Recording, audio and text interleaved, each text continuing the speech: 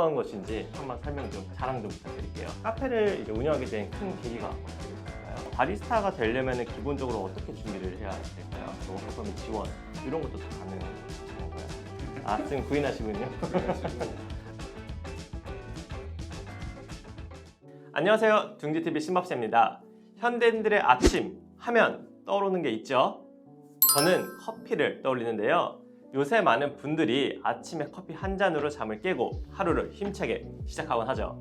그런 분들이 자주 찾는 곳이 바로 커피숍이 아닐까 싶은데, 그곳에서 맛있는 커피를 만들어 제공하는 일을 담당하는 분을 바리스타라고 부릅니다. 많은 분들이 찾는 곳이다 보니 바리스타도 인기 있는 직업이 아닐 수가 없는데요.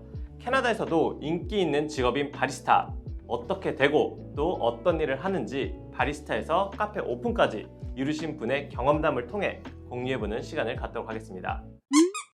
오늘 이 시간을 위해 랭리에서 커피숍을 운영하시는 윤송 사장님을 모셨습니다. 반갑습니다. 반갑습니다. 자기소개 한번 먼저 부탁드릴게요. 네. 안녕하세요. 저는 랭리에서 카페 멜로우라고 커피숍 운영하고 있는 윤송이라고 합니다.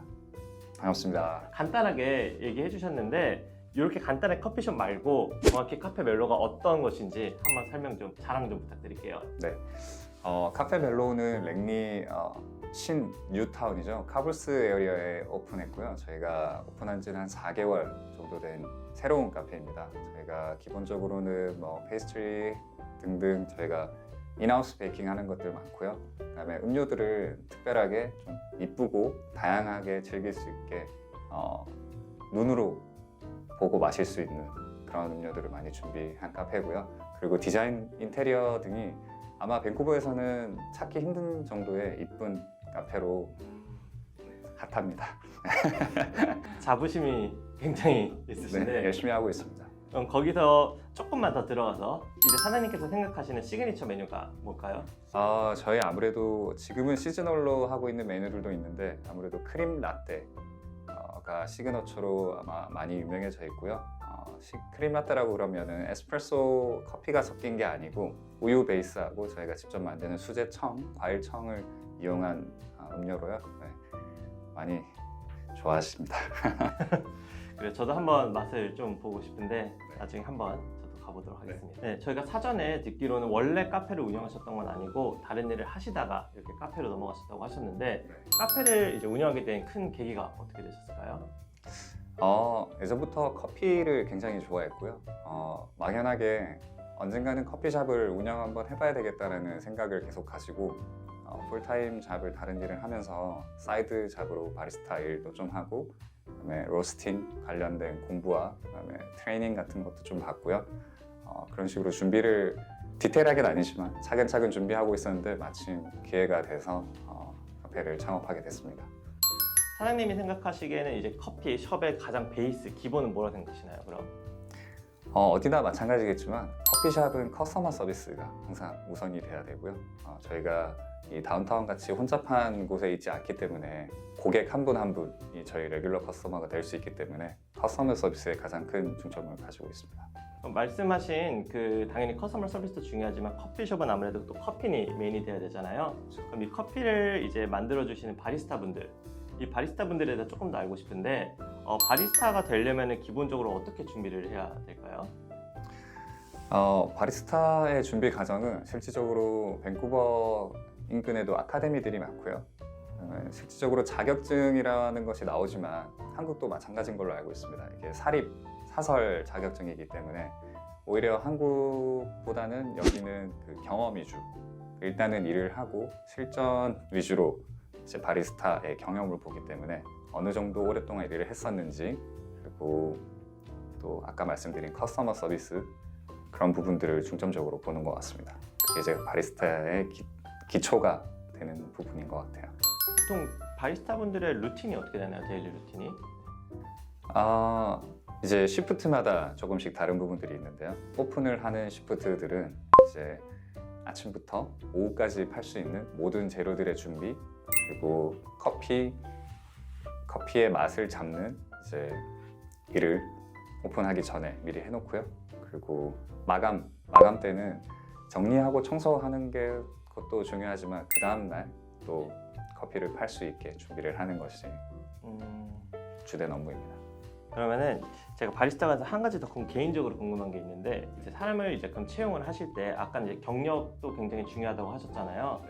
근데 자격증도 어느 정도 도움이 많이 될까요? 아니면 사실 경력이 훨씬 많은 뒷받침이 되는 걸까요? 그러면은 경험을 쌓기 위해서는 자격증을 가지고 있어야 아무래도 채용이 되고 배울 수 있는 일이 그 opportunity가 더 많지 않을까라는 생각을 합니다. 아무런 경험 없이 커피숍에서 채용을 하기에는 조금 아무래도 무리가 있을 것 같고요. 네, 그래서 이제 바리스타 자격증이 필요하다라고 말씀을 드리지만 굳이 필요는 없지만 또 있으면 또 아주 큰 이제 도움이 되겠다, 네, 이렇게 말씀드릴 수 있을 것 같습니다. 그 스타벅스 같은 데서 일을 하시는 분들 보면은 자격증 없이 먼저 취업을 하시는 걸로 보여요. 맞습니다. 네, 근데 뭐 다른 점이 있을까요? 그러면은 거기랑? 이제 아무래도 큰 프랜차이즈 같은 경우에는 기본적으로 가게 내에서 트레이닝 프로그램이 다 되어 있고요. 커스터머 서비스를 기초로부터 이제 어떻게 에스프레소 샷을 내리는지, 그다음에 음료에 대한 이해, 그런 것들이 다 이루어지는데요. 한 가지 다른 점은 스타벅스는 최근 몇 년 전부터 매뉴얼로 에스프레소 샷을 추출하지 않고요. 버튼식 기계로 바꿨기 때문에 음료를 만드는 것에 대해서 조금 쉽게 그리고 항상 일정한 맛을 낼 수 있도록 그렇게 하는 걸로 알고 있습니다. 조금 다른 이제 컨셉으로 지향을 하는 네, 거네요. 맞습니다. 그죠? 그러면 이제 아까 커스터머 서비스를 하기 위해서는 기본적으로 캐나다에서는 이제 영어가 돼야 될 텐데 사장님이 생각하시기에는 어느 정도 레벨까지는 돼야지 그래도 여기서 바리스타로 일할 수 있을 것 같다고 생각하시나요? 저희 카페 같은 경우는 아까 말씀드린 대로 이제 뉴타운이기 때문에 언어적인 부분이 굉장히 중요하다고 생각을 해요. 네, 어느 정도 능력까지 있어야 된다라고 얘기하기는 제가 조금 그렇지만 간단한 스몰 토크 정도는 해야 되고요. 커스터머가 원하는 메뉴, 가끔씩 커피도 이제 커스터마이징을 해서 드시는 분들이 있어요. 어떻게 해달라.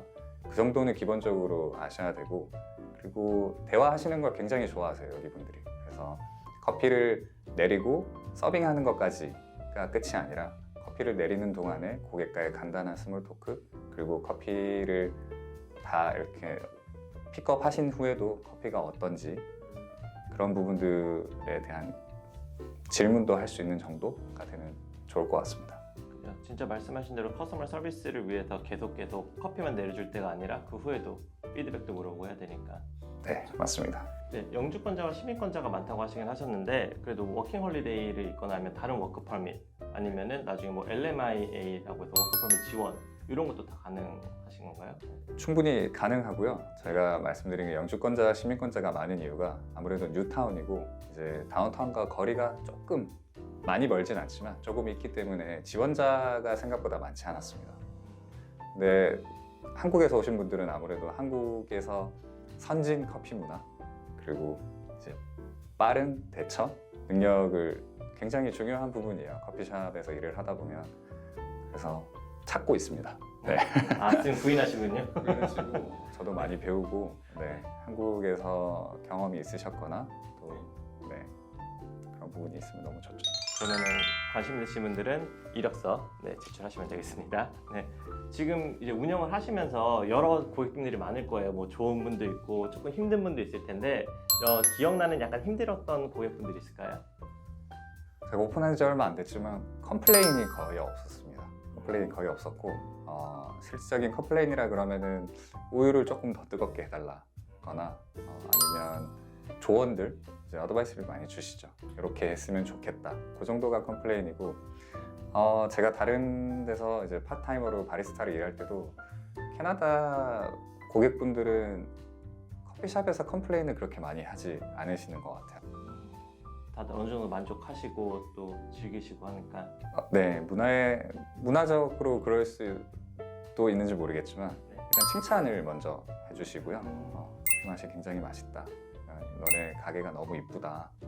그런 부분들이 주로 많고요. 컴플레인을 크게 받거나 아니면은 대처하기 난처했던 부분들은 아직까지는 겪어보지 못했습니다. 안 그래도 사실 오시기 전에 제가 구글 리뷰 한번 찾아봤거든요. 네. 근데 구글 리뷰 평점이 굉장히 좋더라고요. 왜냐면 요식업 쪽 평점이 그렇게 높은 편은 많이 없는데 굉장히 좋고 리뷰들도 보니까 뭐 친절하다. 사실 이게 굉장히 많았어요. 친절하다, 뭐 맛이 있다, 여기는 맨날 가도 변하지 않는다, 네. 뭐 분위기가 좋다. 사실 아까 말씀하신 부분이 딱 녹여 있어갖고 네. 네, 정말 얼마나 커스터머 서비스에 대해서 이렇게 진심이신지가 보이네요. 그래서 아마 네. 더 손님분들이 불만이 없거나 어려운 손님들이 없으실 거예요. 네. 오늘 많은 분들께서 저희 바리스타나 이제 커피숍에 대해서 얘기를 들으셨을 텐데요. 또 하나 좋은 뉴스가 있었죠. 내년부터 만 35살까지 이제 워킹 홀리데이를 받으실 수가 있다고 하는데, 이 워킹 홀리데이를 받고 캐나다 오셔서 바리스타의 꿈을 이루시고 BC PNP에서 세미 스킬드 워커를 통해서도 영주권을 취득하실 수 있고, 또는 프로모션이 돼서 슈퍼바이저나 매니저로서 익스프레스 엔트리 아시겠지만 이 프로그램으로 다들 영주권 취득도 가능합니다. 그래서 영주권 관심이 있으신 분들, 그리고 바리스타나 커피를 개인적으로 관심이 있으신 분들은 이런 기회를 통해서 영주권을 취득해 보시면 어떨까 합니다. 오늘 윤송 사장님께서 바쁜 시간 내서 와주셨는데, 이 시간 뜻깊게 저희가 10초 홍보할 수 있는 시간을 드리도록 하겠습니다. 정확히 10초 드립니다. 준비되셨나요? 네. 자, 그러면은 카메라 보시고 시작해 주시죠. 네. 랭리 카보스 카페 멜로우 후회 안 하십니다.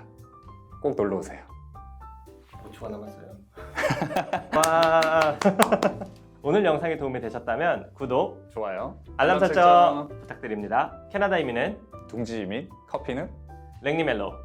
감사합니다. 감사합니다. 감사합니다.